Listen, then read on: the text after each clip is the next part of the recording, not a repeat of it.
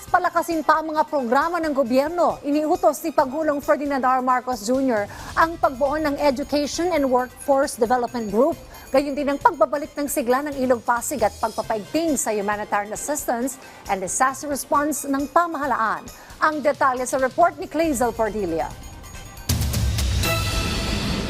Ipinag-utos ni Pangulong Ferdinand R. Marcos Jr. ang pagbuo ng Education and Workforce Development Group. Sa bisa ng Administrative Order No. 36, magsisilbi itong sentro ng koordinasyon para pag-ugnayin ang mga ahensya ng gobyerno na may kinalaman sa edukasyon at lakas paggawa. Layo nitong palakasin ang sistema ng edukasyon na tutulong para maging handa ang mga estudyante sa globally competitive na labor market. Inatasan ang grupo na bumuo ng 10 taong National Education and Workforce Development Plan na gagabay sa mga guro na mapahusay ang kakayanan ng mga estudyante upang makasungkit ng mga in-demand na trabaho sa nagbabagong mundo.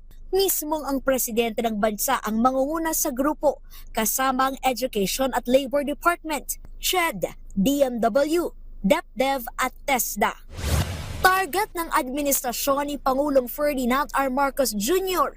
na epektibong maibalik ang dating sigla ng Ilog Pasig. Sa inilabas sa Executive Order No. 92, pinatatatag ni Pangulong Marcos ang Office of the Presidential Advisor on Pasig River Rehabilitation. Kasabay niyan ang reorganization ng Interagency Council ng Pasig River Urban Development. Misyon ng presidente, gawing mabilis, epektibo at napapanahon ang mga hakbang na ipatutupad para sa rehabilitasyon ng Ilog Pasig. Hindi lamang anya bahagi ng kasaysayan at kultura ang Ilog Pasig. Nagsisilbi rin itong alternatibong transportasyon, magtutulak sa turismo at ekonomiya ng bansa.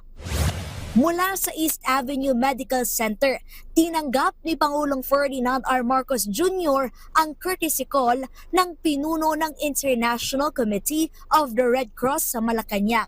Mas napagtibay pa ang kooperasyon ng pamahalaan at ICRC pagdating sa humanitarian assistance at disaster response.